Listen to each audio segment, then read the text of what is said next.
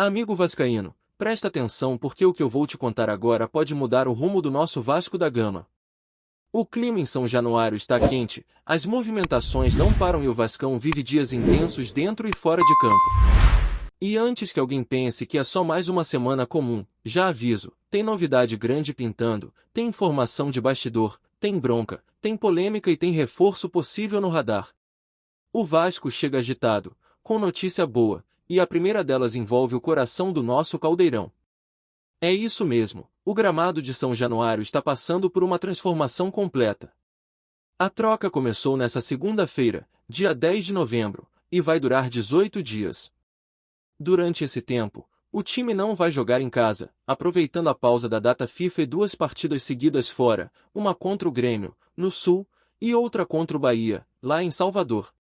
O planejamento é deixar tudo pronto até o dia 28 de novembro, quando o Vasco volta a jogar no Rio, e o objetivo é claro, entregar um gramado novo, de alto nível, digno da história do clube e da força da torcida.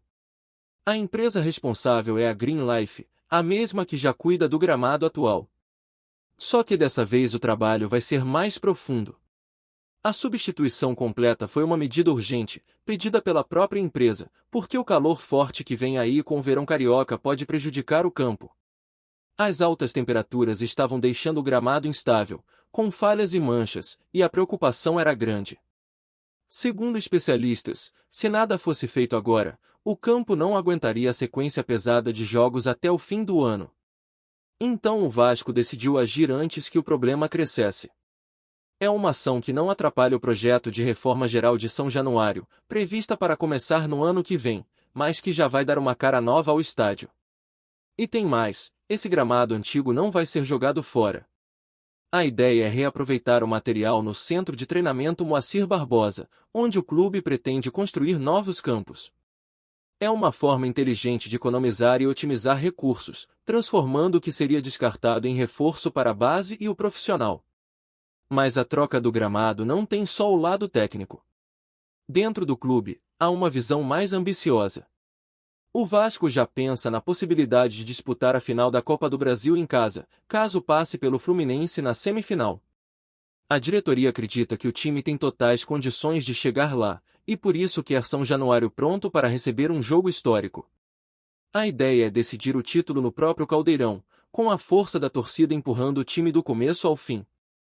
Imagina, amigo, uma final de Copa do Brasil em São Januário, gramado novo, estádio pulsando, seria o cenário perfeito.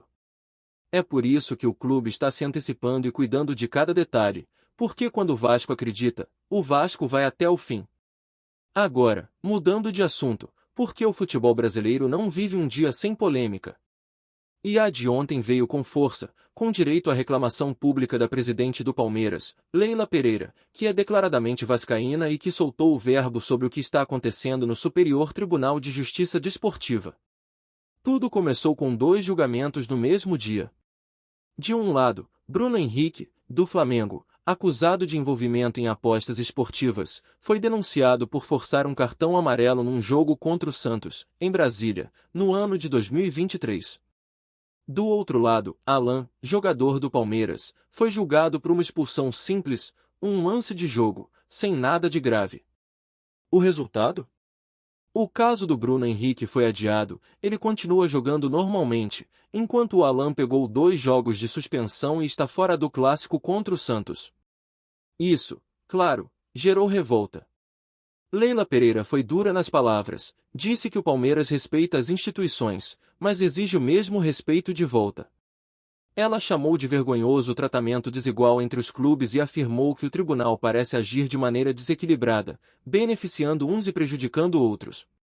E convenhamos, amigo vascaíno, é difícil não concordar. O Bruno Henrique foi denunciado por uma infração grave, e mesmo assim continua em campo há meses. Já o Alan, que apenas foi expulso num lance normal, pegou 2 jogos e ficou de fora. Tudo isso numa semana decisiva, com o Palmeiras cheio de desfalques por causa da data FIFA. É, no mínimo, estranho. A fala da Leila repercutiu forte porque tocou num ponto sensível, a credibilidade do futebol brasileiro. Ela lembrou que as decisões precisam ser equilibradas, que o campeonato deve ser decidido dentro de campo e que o tribunal não pode interferir no rumo da disputa. Enquanto isso, o Bruno Henrique, livre para jogar, continua sendo peça importante no Flamengo, fazendo gols, decidindo partidas e influenciando diretamente na tabela. E o torcedor fica sem entender nada. Como pode um jogador punido por envolvimento em apostas seguir jogando, enquanto outro, punido por um lance de jogo, é afastado de imediato? É esse tipo de incoerência que deixa o torcedor revoltado. E aí entra o contraste. O Flamengo, que vive reclamando da CBF, da arbitragem e do tribunal, agora se beneficia do sistema que sempre criticou. É por isso que quando a torcida rubro-negra vai protestar na sede da Confederação, muita gente ri e chama de ironia. Porque o mesmo clube que costuma ser favorecido em vários momentos posa de vítima quando não lhe convém. Já o Palmeiras, que tenta jogar limpo e faz o seu trabalho dentro de campo, é prejudicado justamente na reta final do campeonato. E quem sofre com isso é o futebol brasileiro, que perde credibilidade a cada decisão polêmica. Enquanto essa confusão se desenrola, o Vasco segue seu planejamento e já mira o futuro. Com o Sport oficialmente rebaixado para a Série B, o clube carioca observa de perto alguns nomes que podem pintar como reforços para a próxima temporada. A ideia é garimpar boas oportunidades em times que caíram, algo que o Vasco sempre fez bem no passado. E, olha, tem jogador interessante nesse esporte. O lateral esquerdo Luan Cândido, o ponta Mateuzinho e o volante Christian Rivera são nomes que agradam e estão sendo analisados de perto. A diretoria entende que, mesmo com o rebaixamento, o clube pernambucano tem atletas de qualidade e que poderiam chegar para somar imediatamente. O Luan Cândido, por exemplo, é um jogador jovem, de 24 anos, que já brilhou no Red Bull Bragantino sob o comando de Maurício Barbieri. Depois de uma passagem difícil pelo Grêmio, ele reencontrou o bom futebol no Sport e chamou atenção pela intensidade e força ofensiva. Seria uma ótima opção para disputar posição com o Lucas Piton. Já o Mateuzinho, ponta habilidoso e veloz, teve bons momentos no América Mineiro e no futebol português antes de desembarcar no Sport. Mesmo com o rebaixamento, foi um dos poucos que manteve regularidade e pode ser uma aposta interessante. E o Christian Rivera, volante colombiano de 29 anos, se destacou pela liderança e pela consistência, sendo vice-líder em bolas recuperadas no Brasileirão. Esses três nomes representam um tipo de reforço que o Vasco busca, jogadores com qualidade, experiência e fome de recuperação. O clube quer montar um elenco competitivo, equilibrado e com peças prontas para brigar na parte de cima da tabela. E o torcedor pode ter certeza, o Vasco já está se movimentando nos bastidores para não repetir os erros do passado. O trabalho começou cedo, e a ideia é que a próxima temporada marque uma nova fase para o Gigante da Colina. E o planejamento do Vasco para a próxima temporada não para por aí, amigo vascaíno. A diretoria entende que o clube precisa pensar grande e agir de forma estratégica, especialmente no momento em que a base começa a render, o time principal ganha confiança e a torcida volta a acreditar. A troca do gramado, as movimentações de bastidor, os nomes ventilados e as conversas com outros clubes mostram que o Vasco está se reorganizando. A ideia é que 2026 comece com uma pré-temporada bem estruturada, um elenco ajustado e reforços pontuais. A ordem é não errar nas contratações, não apostar no improviso, mas buscar jogadores que cheguem para resolver de verdade. E, entre os nomes que surgem no radar, alguns se encaixam exatamente no perfil que o técnico Fernando Diniz quer, atletas dinâmicos, com intensidade, que saibam jogar com e sem a bola e que possam se adaptar rapidamente ao estilo de jogo do time.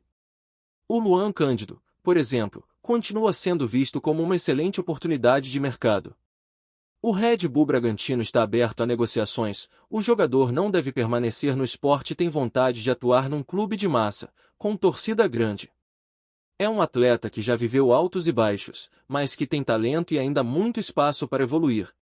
O Vasco acredita que, nas mãos do Diniz, ele pode reencontrar o futebol que o destacou há poucos anos, especialmente por ser um lateral moderno, com chegada ao ataque, chute forte e presença física. Além disso, é um jogador com perfil de grupo, que se encaixa bem em vestiário competitivo. A lateral esquerda é uma posição em que o Vasco quer ter mais opções, e o nome dele aparece com força. O mesmo vale para o Mateuzinho, ponta de 27 anos que fez uma boa reta final de campeonato pelo Sport. Pequeno em estatura, mais rápido, habilidoso e com personalidade, ele seria aquele jogador para mudar o ritmo das partidas, abrir defesas fechadas e dar mais profundidade ao ataque. Como o Vasco pode perder peças importantes do setor ofensivo, o Ryan é constantemente observado por clubes europeus e o Andrei deve ser presença frequente em convocações da seleção. É fundamental pensar em jogadores que possam ser utilizados ao longo da temporada. O Mateuzinho tem essa característica de versatilidade, pode jogar dos dois lados e ainda atua como segundo atacante se for preciso. Já o caso do Christian Rivera é diferente. O volante colombiano de 29 anos tem contrato com o Sport, mas dificilmente permanecerá no clube após o rebaixamento. É um jogador de força, que marca, tem bom passe e costuma se destacar pelos números defensivos. Foram mais de 130 bolas recuperadas no Brasileirão, algo impressionante considerando que atuou num time em crise. Esse tipo de jogador é o que falta ao Vasco, alguém que dê equilíbrio, que proteja a defesa e permita que os meias e atacantes joguem com mais liberdade. Além disso, o Rivera tem experiência internacional, já foi capitão no México e é um atleta com liderança natural. O Vasco sabe que precisará de reforços assim se quiser brigar por títulos e não apenas por permanência. Essas possíveis contratações, somadas ao novo gramado e à reestruturação interna, mostram um Vasco diferente. Um clube que planeja, que se antecipa, que entende suas necessidades. E esse é o ponto principal. O torcedor quer ver um Vasco protagonista, que entra em campo para ganhar, que encara qualquer adversário de igual para igual. E para isso, a diretoria está consciente de que é preciso ter elenco. Não dá para depender de um ou dois nomes, o campeonato é longo e exige fôlego.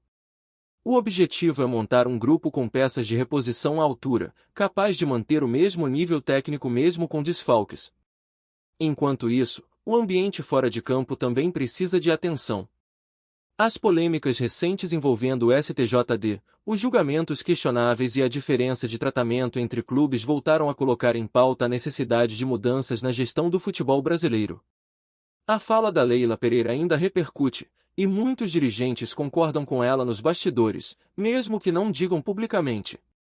O sentimento é de que o futebol precisa ser mais justo, mais transparente, sem favorecimentos e sem decisões políticas travestidas de disciplina esportiva.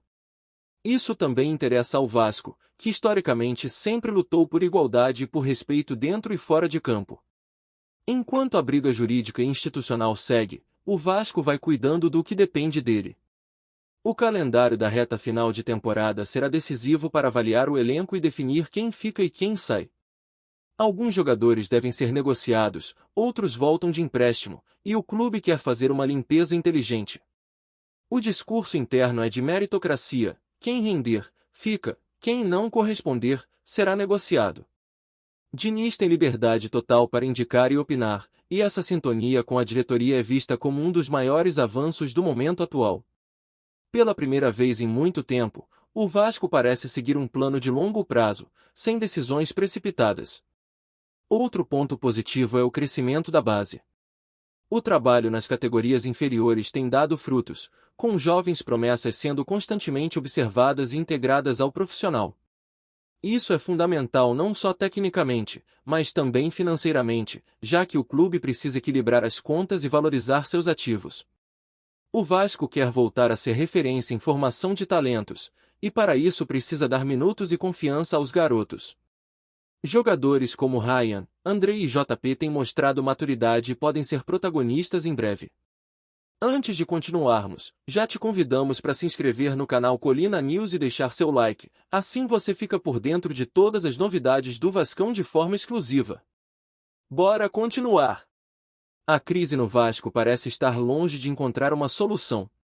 Nos bastidores, torcedores e até alguns membros da diretoria trocam olhares preocupados diante de rumores cada vez mais insistentes. Ainda faltam duas laranjas podres para sair do Vasco.